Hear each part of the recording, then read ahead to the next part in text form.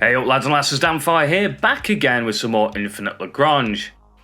We're going to start with the destroyers today, going through each of the ships, giving you an idea how to upgrade them and what their uses sort of are. It's because most ships in this game, although there is a tier that I have done, most ships are relatively usable for certain situations, stuff like that. Same with some of the frigates like the Noma Siege. Yeah, it's pretty low on the tier list, but at the end of the day, you can use it in a siege fleet. So we're going to go and carry on with that. I will try and get at least a couple out a week, and that is mostly due to the fact that I have got a key now for the Angulum server, so I'll be having to jump into there, recording some stuff and showing off the Angulum server's stuff out and what to do and that kind of thing. So yeah, that's to come as well. Right, without further ado, let's jump into the destroyers. I will again be going through my blueprint list as it is. So, left to right, it's kind of what you're going to expect and what you'll be seeing as they drop. So, Ceres, Guardian, Tundra, Aldebaran, Taurus, AC721, Eris, Qua, and the Winged Hussar in that sort of order. I am missing a couple of blueprints here, notably Taurus Offensive and Tundra Aircraft. I will mention them, but I won't be able to talk about the upgrades and how I would upgrade it. Chances are, though, for the Tundra Aircraft, it wouldn't be too dissimilar to how you'd upgrade the Ceres Aircraft. The Taurus Offensive, again, probably wouldn't be too dissimilar to how the base Taurus would be upgraded, as they are more or less similar or the same, just with varying weapons and that kind of thing. So yeah, without further ado, let's jump into, well, the Ceres then.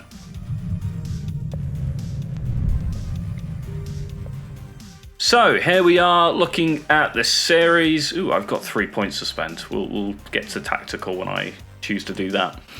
So the Ceres has got like a really nice variety of pretty much all of its variants are useful in a situation at a given point. Take the aircraft type for an example. The aircraft is just really, really good at, if you haven't got another carrier, this thing can be your carrier. So it's really good in that situation. Again, it's outclassed by the Tundra in certain situations. That's due to the fact that its sort of passive ability on the Tundra is like way better. It's got added hit rates. It's got I think dodge rates on aircraft as well, or something like that. So it is just like flat out better than this one, which just heals. And you're looking at medium to small fighters in this thing, so the chance of the Ceres healing ability when things are TB and stuff like that is quite low, and they're not going to heal a large amount. So you're generally not using for that. You're using it because you need a destroyer, you have aircraft, you don't have Tundra aircraft, and that is the reason you pretty much run the Ceres aircraft variant. So, it is a back row ship, thankfully, so you are sat nicely on the back row, so we can generally ignore the defensive side of things to start with, which I usually say grab the defense if it's front or mid row, because it can take damage there. This can take damage on the back row, but it's pretty substantially low, especially if you've got a mid row tank, so you're not too worried about it taking damage there. Because it is mostly an aircraft carrier in this variant anyway, you are looking to increase its sort of ability to field the aircraft as best as they can possibly be. Now, depending on the aircraft and the aircraft type, is going to depend a little bit on these upgrades. For example, target lock-on speed. It's really, really good, but if your lock-on speed is too fast, those things are going to be out before the rest of your fighters and are going to get targeted first. So depending on, say you want your Mistral to come out maybe mid to last to hit the enemy aircraft a little bit later, so you have other aircraft out in front tanking, this is where you may want to hold back a little bit on target lock, and where you could potentially take more maybe RTB or more hit rates and that kind of thing. Whereas maybe you have, you know, a throwaway aircraft that you want to tank for something that's on your Ceres, that's where you'll be taking the target lock-on speed. So it's going to depend entirely on what you're kind of putting into it. So with that in mind, and say we're just going, okay, we've got Mistral or something on here instead. You probably do want to pick up the first slot of target lock-on speed. But personally, what I would do first is start picking up the hit rates.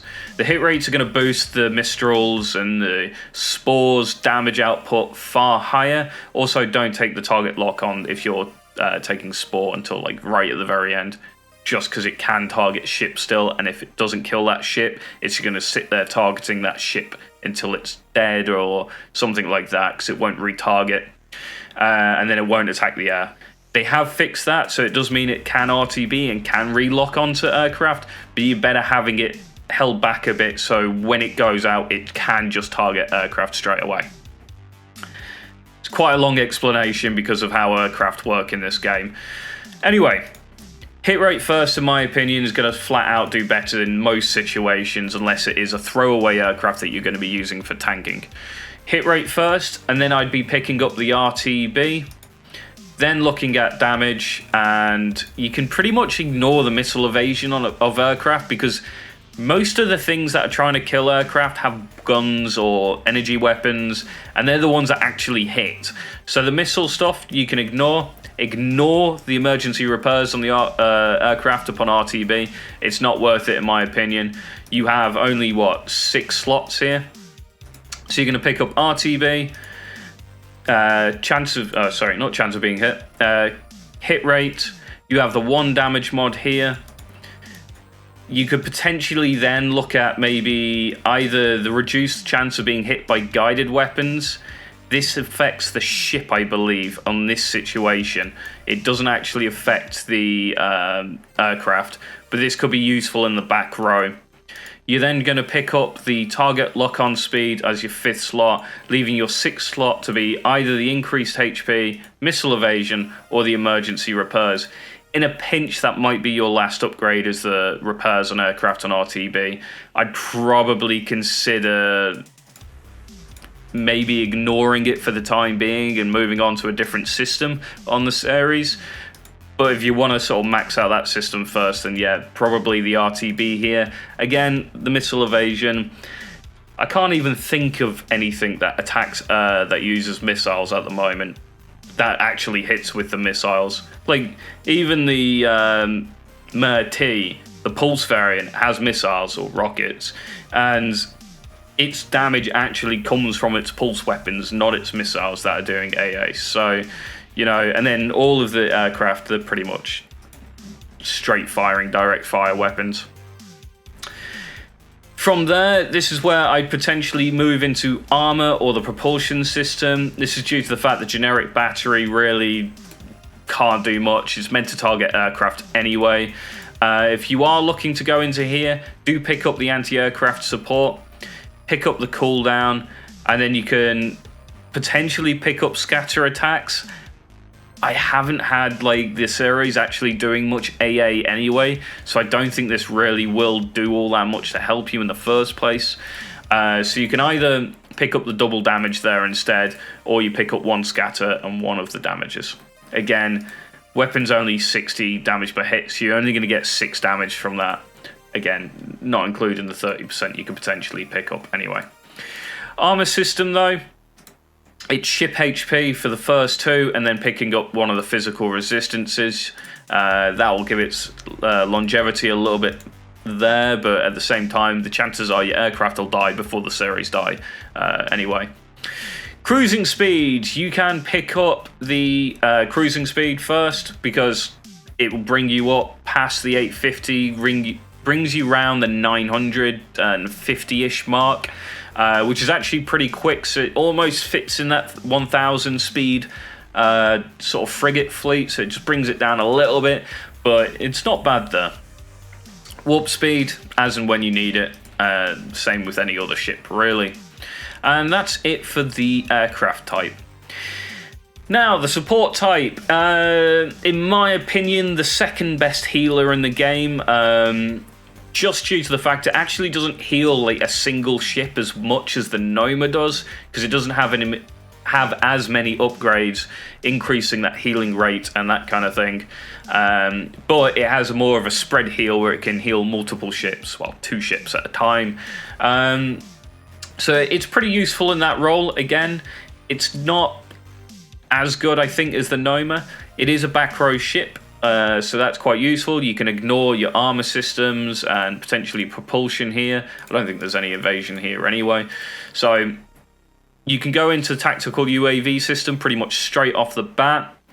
The emergency repairs is up to you. It depends if you think these are going to get targeted a bit or not. If you don't think they're going to get targeted, you can ignore it. The target lock-on speed is what you want here, and the RTB. Hit rate doesn't matter, like, at all. Like, hit rate, I don't think actually affects healing UAVs at all. There is an AA UAV as part of this system, but I've never seen it actually do anything. So in my opinion, what you're doing here is going to go target lock-on speed, then the RTB. Then you're probably trying to pick up the emergency repairs as your third, and then your fourth, it doesn't really matter. If you are trying to just max it out, maybe even the system HP in this situation might be more useful, or reduce the chance of being hit by guided weapons. Actually, the chance of being hit by guided weapons is probably far better in this situation. So that would be your fourth slot, or potentially third slot. From there, again, the battery system doesn't really do much. It has pretty much the exact same stuff that you can do on the other one, bar it hasn't got that split firing thing going on. So you're going to take up the anti-aircraft support, double cooldown in this situation, and one of the damages, and that'll be your 4 slots. For your armor system, it's the same again. You're going to go double HP, and then you're going to take a single physical energy resistances, and the same for propulsion as the last one, where you can take double cruising speed this time, bringing it above 1,000 propulsion or cruising speed, allowing it to fit quite nicely in that Frigg Destroyer comp with over 1,000 movement speed. So do be aware, it is pretty nice for that situation. And then finishing off with a warp speed, because you've only got 3 slots. And that's the sport. Tactical type. Now, the tactical type I've been playing around with a little bit this server, and that's due to the fact that it's got a really interesting ability where it specifically only gives its hit rate bonuses from its UAVs to cruisers, which is actually quite good. And in testing, it's actually been working out quite well against NPCs. I've unfortunately not been able to get into any combat this server. I say unfortunately, I'm kind of having a little bit of a break this server, so not getting into a war has been quite useful. But it's put me in a position where testing's become a bit more difficult against players, unfortunately. I have got Happy in the server with me, so we will hopefully be doing some testing. Unfortunately, the last patch has removed half my fleet, so I'm kind of in a situation where I can't actually test anything because I don't have a fleet, because it says it's built, but it's not there anymore. So again, you're sat on the back row. You can ignore your defensive systems earlier, and instead going straight into the tactical UAVs. If you're using this to buff cruisers, bear in mind that this buffs the cruiser. So it doesn't work on, say, like a Jaeger with aircraft, because it doesn't buff the aircraft, it buffs the Jaeger, and you don't want to be buffing the Jaeger. If you're going to use this, use it on, say, like a single cruiser type within the fleet. Say, like Heavy Cannon Chimera, IO, High Speed IO, anything like that, and have just 8 of those, and then back them up with these Ceres.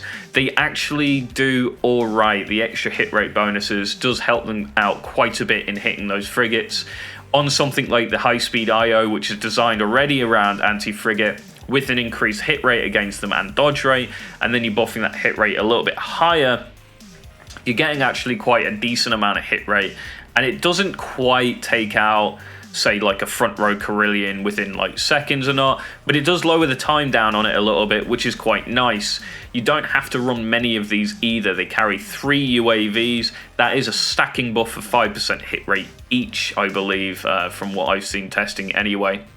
There's a potential soft cap there though as well, so do be aware of that. That is currently being tested.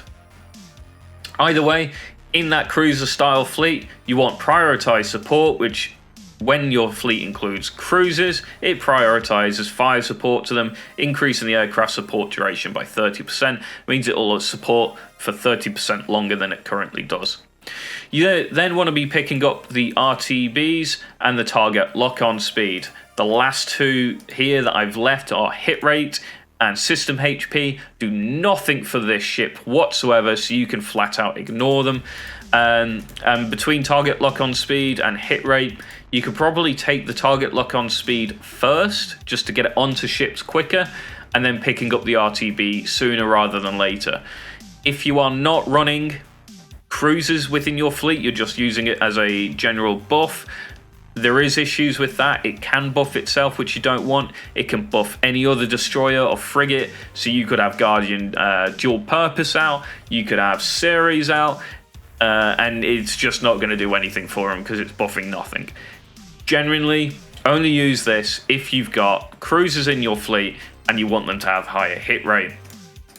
And yeah, that's the tactical system that it's got. Do recommend trying it out. It's been interesting to use. It's definitely increased the DPS of cruisers. From there, I'd recommend probably the armor system, going ship HP and then the physical resistances. Then moving over to the generic battery. Again, it's the same as the last one. You're picking up your strategy, double cooldown, and your damage. Again, because the damage on this thing isn't really there. You can see with a 10% damage buff, it's at 66 damage instead of 60. Could be buffed another 30%, but it's not going to do any anti-air anyway. Propulsion systems, you can pick up your warp speed or cruising speed first. It completely depends, up to you. I'm at 977 already. I have another cruising speed available, so you can get this in the Frigg destroyer fleet because it will go over 1,000 movement speed. But it really didn't matter because I'm using it in cruiser fleets. So it's, you know, it's bogged down by the cruiser speed at the end of the day, and I'm running the IO, which is hitting about, I think that hits about 850 off the top of my head. So that's it. That is the Ceres. And yeah, overall, just a really good ship. It's got situational usefulness in literally every single one of its variants. So yeah, it's just a good all-round ship. It's a shame I can't actually show it off maxed out because I'm only, what, like maybe 6 points off that? Can I just pump up some? No, not even close, unfortunately. Also, probably one of my favourite looking ships in the game. It's definitely up there. I think the Marshall Crux has currently taken the win, but this is definitely top 5. So, with that, don't forget to like, comment, and subscribe, and I'll catch you guys next time.